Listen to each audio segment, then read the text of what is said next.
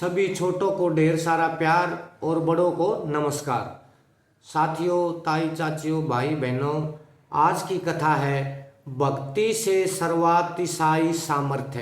यानी भक्ति से संपूर्ण सामर्थ्य वो हमें कैसे प्राप्त होता है।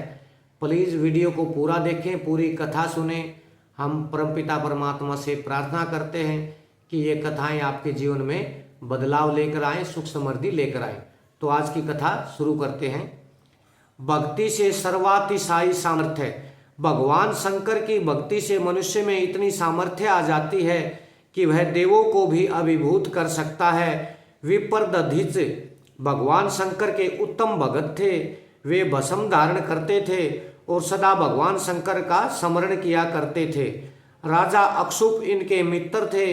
ये अक्षुप कोई साधारण राजा नहीं थे। असुरों के युद्ध में इनसे इंद्र सहायता लेते रहते थे। देखो साथियों, इंद्र भी महाराज जो हैं वो भी इनसे सहायता लेते थे। अक्षुप ने असुरों पर इतना पराक्रम दिखलाया कि इंद्र ने प्रसन्न होकर इन्हें वज्र दे दिया था। इस पुरस्कार को पाकर राजा अक्षुप का अहंकार बढ़ गया। वे अपने मित्र दधिच से बार बार कहा करते थे कि मैं 8 लोकपालों के अंशों से बना हूं, अतः मैं ईश्वर हूं, आप भी मेरी पूजा किया करें। दधिच को यह बात अच्छी न लगी। धीरे धीरे दोनों मित्रों में मनोमालिन्य बढ़ने लगा। एक दिन दधिच ने जब अक्षुप के मस्तक पर मुष्टिक प्रहार किया, तब मदोन्मत्त अक्षुप ने उन पर वज्र चला दिया। वज्र से हाथ होने पर दधिच ने महर्षि शुक्र का स्मरण किया और महर्षि शुक्र संजीवनी विद्या के विशेषज्ञ थे। योग बल से वहां पहुंचकर उन्होंने दधिच के अक्षत विक्षत शरीर को जोड़कर पूर्ववृत्त बना दिया। यानी उनका शरीर जैसा था वैसा ही बना दिया। फिर उन्होंने दधिच को परामर्श दिया कि तुम भगवान शिव की आराधना कर अवधेय बन जाओ। वे परम ब्रह्मा हैं, आशुतोष हैं, उन्हीं की शरण लो। मैंने उन्हीं से मृत संजीवनी विद्या प्राप्त की है। तत्पश्चात दधिच ने आराधना कर भगवान शंकर से अवध्यता प्राप्त कर ली। भगवान शंकर ने दधिच की हड्डी को वज्र बना दिया और उन्हें कभी दीनहीन न होने का वरदान दे दिया। दधिच समर्थ होकर राजा अक्षुप के पास पुनः पहुंच गए। दोनों में अहंकार की मात्रा बढ़ी हुई थी। देखो साथियों, किसी को भगवान ऋषि मुनि कुछ दे देते थे तो ये अहंकार तो पहले भी चलता था, आज भी चलता है। राजा अक्षुप ने उन पर पुनः वज्र का प्रहार किया, किंतु इस बार दधिच का बाल भी बांका न हुआ, उनमें दीन भाव भी न आया। इस पराभाव से राजा अक्षुप ने विष्णुदेव की आराधना की। विष्णुदेव ने प्रसन्न होकर राजा को समझाया कि शिव के भक्तों को किसी से भय नहीं होता। दधिच की तो बात ही निराली है।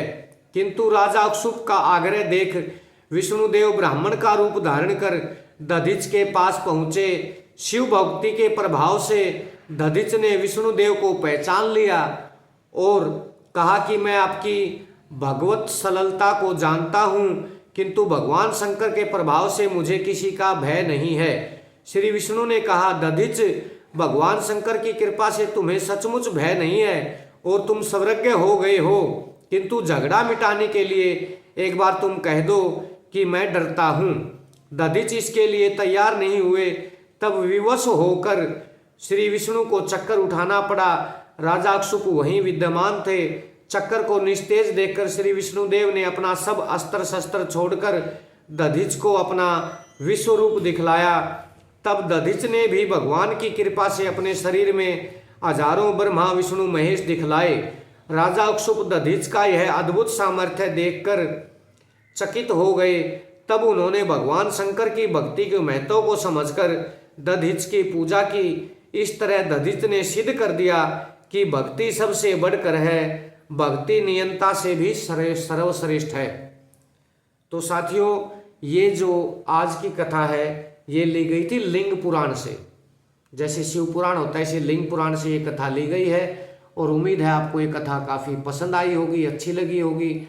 आपके जीवन में कुछ ना कुछ इन कथाओं से हम चाहते हैं, परमपिता परमात्मा से प्रार्थना करते हैं कि कुछ न कुछ आपकी बढ़ोतरी हो ज्ञान में, सुख समृद्धि में।